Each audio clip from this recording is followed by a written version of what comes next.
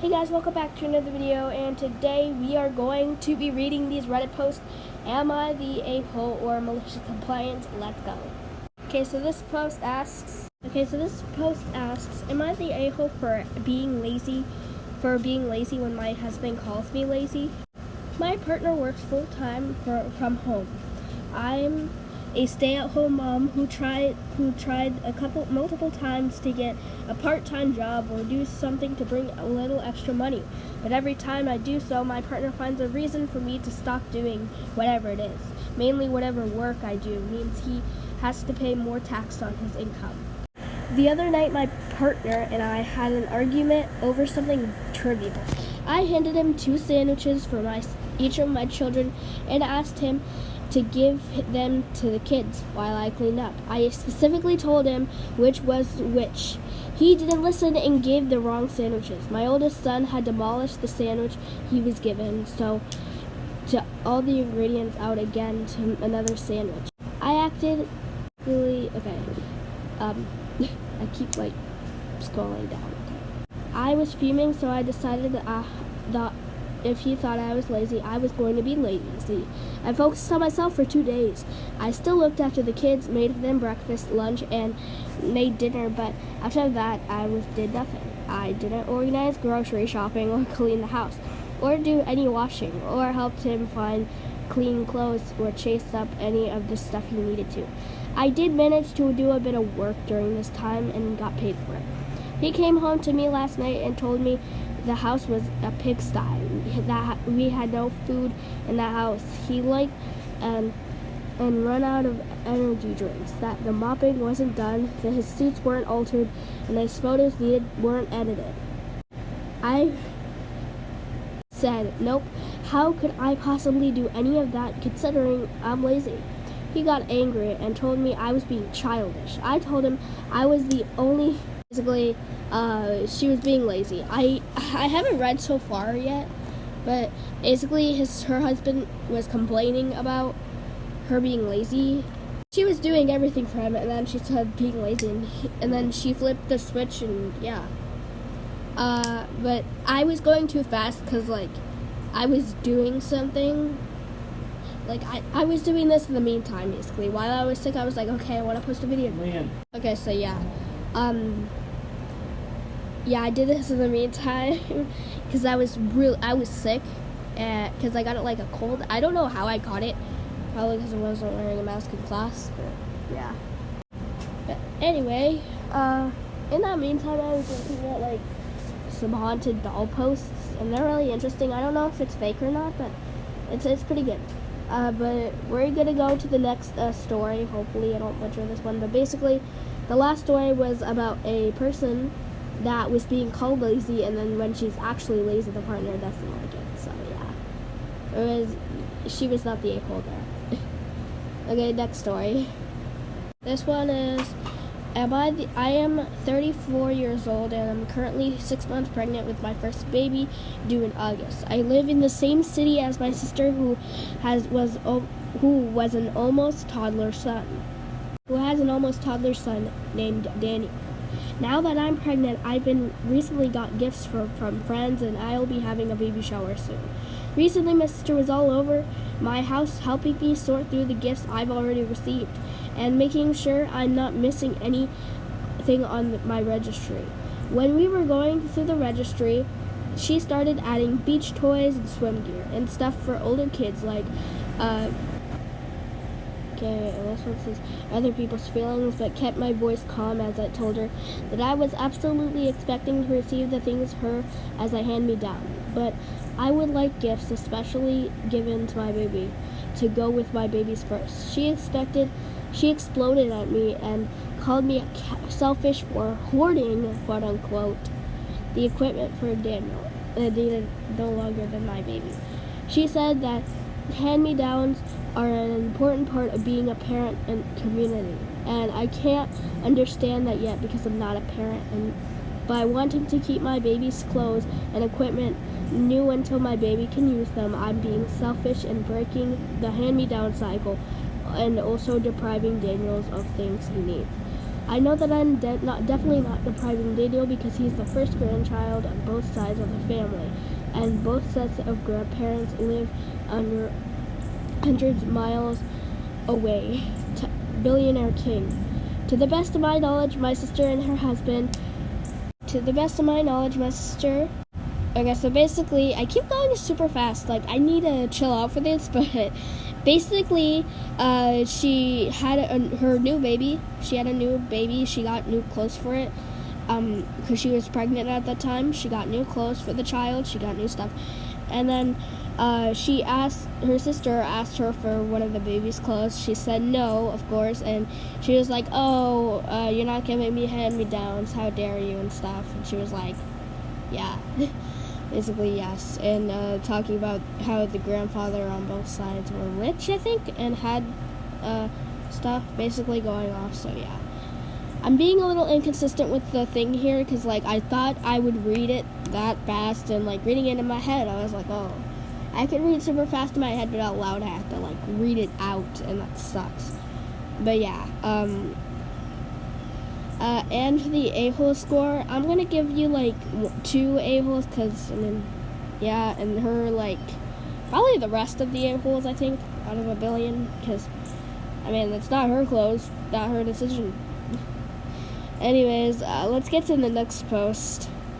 Okay, so this post says, don't touch the food if you insist. 20 years ago, I worked in the mailroom for a big company in Boston. It was our policy that when people ordered food from meetings, was the job of whoever it was running mail on the floor that the meeting was being held on to meet the character in the hobby. Take the food to the meeting room, set it out, then clear the room after the meeting was over. Normally, you would clean up during your hourly mail run and take leftover food to the lunchroom. If you were not already on the lunchroom floor, you would take the food back to the mailroom and give it to the person that was running the floors. Now, at this point, it was normal for the mail staff to get its first dibs on the leftovers. Some people didn't like that. This is the main conflict. So, on one day, my boss comes up to me and tells me that I am going to have to come in Friday morning at 5 a.m. to set up the boardrooms for an important partner meeting. I'm fine with that, pay extra and all, so I show up, set up a massive spread of food, head down to the mailing room and waste some time. I go and check the lunchroom, nothing. Puzzled and hungry, I tell my boss and start to run mail. And halfway through the run, I come back to an awful secretary, and lo and behold, all of the food behind her desk is stacked behind cabinets and desks. Is that from the food from the meeting? Yes, it is, and you're not touching it. Cool, secretary. Secretary asked me to bring that to lunchroom. I don't care. You guys will just keep it all to yourselves. I want a message out to everyone that I have the food and if they want some, they can come ask for it. But you are not to touch it. Okay, you don't have to get mad. I'm just doing my job. No, you're not. You're trying to steal the food. That food that you didn't order. At this point, I'm thinking to myself that she didn't order it either. The cool secretary did, but I'm not in place to fight, so I just go back to the mailroom and tell my bosses that I found the food and that she was quote-unquote adamant that she did not touch it. No, we did not touch it. He's like, whatever, we'll talk to the cool secretary on Monday when she gets back to the office with her partner. So now, at 5, doing my last run of the night, I pass by the awful secretary's desk. I see her, she has already gone and left all of the food stacked on her desk. Following her orders, I touch nothing. Monday morning comes, and my boss has an evil grin on her face. Oh, Pete, can you deliver these cleaning supplies to the office desk? I show up, and it's a glorious mess. Okay, so basically there was a mess, and the secretary was like, why didn't you clean it? And then he's like, well, you told me not to touch it, so yeah. I'm not going to clean it if you don't tell me to touch it, so yeah. I mean, he is following the rule. So yeah, that was funny. I would say you're following the secretary's rules and you're doing a good job at that. Yeah. and I'm sorry again for being inconsistent with the post. I just don't know how I start. And I took a week break because like I was sick and it feels terrible, absolutely terrible. I hate it. Do you hate being sick? I do. I do. I still have like a nose and a sore throat, but it's not as bad as it was. So yeah. We're gonna do a couple more posts, or one last post, or how many more posts, and then we're done. Okay. So let's go to the next post. Hearing aids equal earbuds. This happened a few years around the time I was 17. I had just started working at a smallish cafe run by a well-known family in our area. I knew some people who had worked there before, and they told me that most part of the owners were great, and they were very chill and laid back when it was slow and normally weren't bad about breathing around employees' necks. Their oldest daughter, who has also helped run everything, was really peculiar, and we can call her Karen. I am diagnosed with a hearing deficiency, not enough to be considered deaf, but more than hard of hearing. So I wear hearing aids. The first day we opened up, the coworkers asked me if I could do anything around to help out, and eventually we start talking about hearing aids in general. While playing about everything I mentioned, they had Bluetooth capability, so I could play music through them. Not that I would, but I could. Karen had been in the room all that time and said, "You can't wear those, no earbud policy," and tapped on the policy paper on the wall. I protested, explaining they're hearing aids and not earbuds, and that I wouldn't be using them to listen to any music while I was working. Her reasoning is I didn't need them because I wasn't considered fully deaf, and I was doing this to get around them because I wasn't considered fully getting around them, the new no earbud policy. Directly quoting when I said they could play music. "I can't wear them? Okay, let's see how this goes," and placed them into my case in my bag and started my shift. I couldn't understand my trainer, and so basically she went around with no hearing aids, completely none, and see how that ended up. She couldn't hear anyone. She needed stuff to be repeated, and that's kind of funny, honestly. Like, "Oh, you can't wear these. They're earbuds." "No, bitch, they're hearing aids. They just have Bluetooth connections." He was like, "Yeah, you can use that for music." "Well, okay then." And then just like fucks up the job for the day. The guy's like, "Oh, yeah, you can wear hearing aids now." I mean, if someone has a hearing disability and she was like, "Oh, you're not fully deaf," then like, bro, she still can't hear. She still can't. And honestly, I would have intentionally ignored the Karen. I would have saw her and just looked the other way. And I would have been like, "I'm working here," and honestly, that's kind of petty, but that's kind of funny as well. So anyway, I'm gonna have a short story, and once upon a time, me and someone, I'm not gonna say their name, but someone went to Mr. Beast, and we said hi to Mr. Beast, and he was like, "Oh, I have these stuff for you," and I can't tell you what the stuff is, because And then we drive to the movie theaters with the things, and we go inside with the things. We aren't allowed to have it, and then we eat it in the movie theater. Yeah, that's right. And then we go, and the movie we watched was Multiverse of Madness. And I cannot tell you what happened. You're just gonna have to go watch it in theaters. You're gonna have to go watch it in theaters. Okay, in full seriousness, I have not watched the movie. I really want to know how good it is. I'm gonna check reviews and ask my parents if we can go someday. And if not, then I'll be sad. I have to be really good though, so I'm gonna see if I can go. And I'll do like a review on it. I'm gonna probably spoil or not spoil it. I don't know. And if they come out on Netflix, I'll watch it.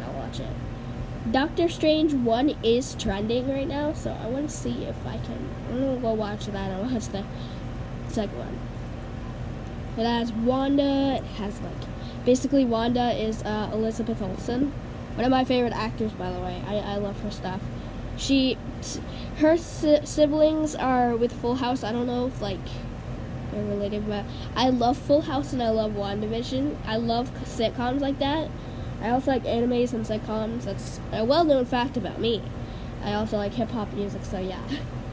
Anyways, I hope you guys like the video. I haven't posted in a while because, of course, I've been saying all over again, I am sick. My voice just wasn't doing great. My nose was running. It sucked. I spilled like a Diet Coke this morning. It sucked as well. I wasn't allowed to have any. So I was just like, hey, could I get some? It spilled it, and it sucked. I was near power outlets too. Good thing I did not cause an electrical fire, or else I would have been screwed. Anyways, make sure to like and subscribe if you like the videos. I'm going to be posting Reddit and art content. Go see the art content. But what I'm thinking of is for art, I want to see, like, you guys see my process of how I do my art stuff. Like, how I do my anime, how I do my, I guess, people art, if I ever do it. Like, by people art, I mean, like, videos of, like, basically, like, portraits of people. Basically. I want to see, like, you guys, the coloring and everything. Like, yeah, it's going to be amazing. And recommend me some anime characters to draw as well.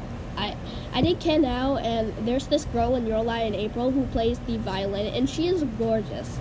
The most gorgeous anime character I have ever seen. So, yeah, hopefully you guys liked this video.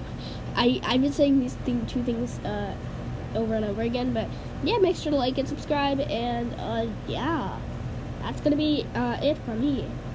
This is Super Wolf, and I'm saying peace out, y'all. Bye. In trueness, bye. Have a nice day. Okay, I'm ending.